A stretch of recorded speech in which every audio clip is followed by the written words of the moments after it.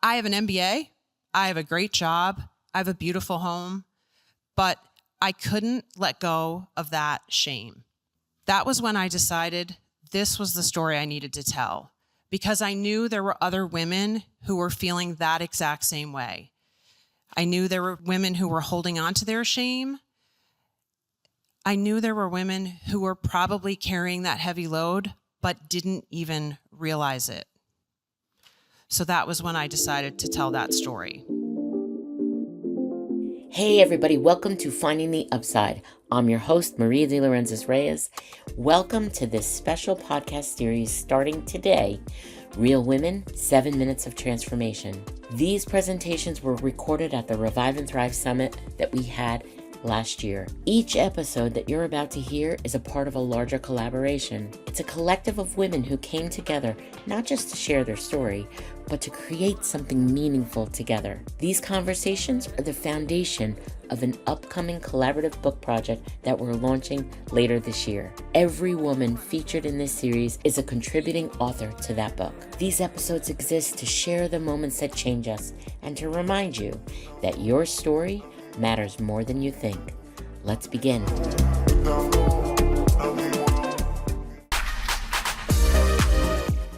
You should write a book. I heard it all the time. And usually when people said that to me, I would just flash a big smile and say, I don't know about that. I mean, at the time, I was writing a blog and I couldn't even publish to that consistently. How could I seriously write a whole book? I mean, I wanted to write a book like Misty. That was on my list of things to do. But I had all kinds of stories that I told myself on why that was a non-starter. You don't have time. No one will read it. You don't have anything valuable to share. But then a book collaboration gets waved in front of my face with all these other amazing women, powerhouses like Maria and Cassie and all these other women that you've just heard from this morning.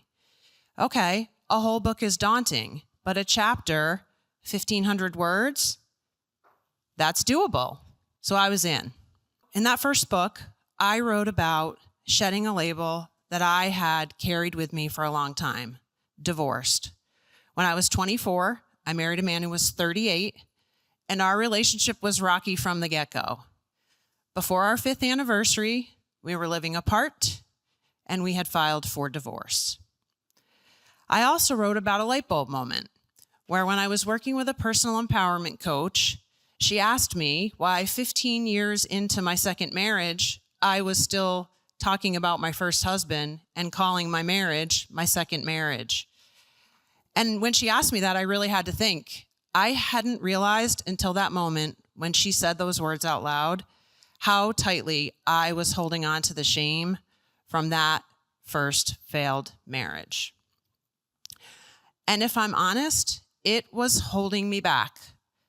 I think that subconsciously, I felt like because my second marriage was very loving, very happy. I have a great relationship, but on some level, I think it wasn't as genuine because I didn't get it right the first time.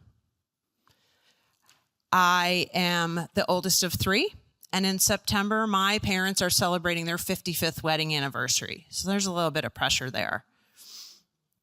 I have an MBA. I have a great job. I have a beautiful home, but I couldn't let go of that shame. That was when I decided this was the story I needed to tell, because I knew there were other women who were feeling that exact same way. I knew there were women who were holding on to their shame. I knew there were women who were probably carrying that heavy load, but didn't even realize it. So that was when I decided to tell that story. When I started to write that story, I realized something very profound. I realized that I am the woman I am today, and I really like her because I worked through those challenges in that first marriage. That I had put that shame aside. That I did the work. I decided that I was going to let go of the shame and I was going to focus and use my voice and tell my story. It wasn't easy in the beginning, but then the more you wrote it, the more you shared it, the easier it gets. And today, I'm strong, I'm successful, I'm a leader, and I'm a writer. It took a little bit, but I learned, and I grew, and I put words on paper. I used my voice. I stepped into my power, not in spite of my past, but because of my past. I used that power to become a leader in my community. I started to use my voice. I campaigned for a seat on my city's Board of Education, and I won. 2 years later, I was reelected and unanimously appointed as the chair. I've stood in city council chambers, I've spoken in press conferences on TV, appeared on podcasts, and taken the stage to share my voice on things that really matter.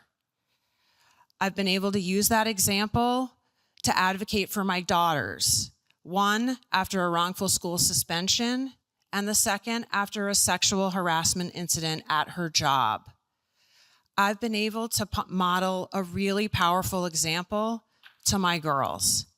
And if you have kids, you know more is caught than taught. For sure. And I wrote another chapter in a second book. And now there's a third. I often hear from people come up to me and say, oh, we wish we could be more like you. They see me advocating in my community, leading, advocating for my kids, speaking out at work, and they say, oh, we wish you could be more like you. You know, we want to have that same effect on people. They feel like I have something they don't have. Here's the secret. I don't have some special superpower that you don't. I learned, I grew, I put words on paper, I started, I tried. I know there are things you want to do, there are things you want to say, there are things you want to accomplish. And I understand the fear and the doubt that you're filled with because I was there too. But I'm going to tell you this, you can do this. You can transform your life into the one you've dreamed of. If I hadn't had the courage to start and to use my voice, I cannot imagine the things that I would have missed out on. And I cannot imagine the things that you are missing out on. Thank you for spending time with us. Every story you've heard in this series is a part of that larger collaboration, this collective of women who came together to share their real experiences, real growth, and real transformation.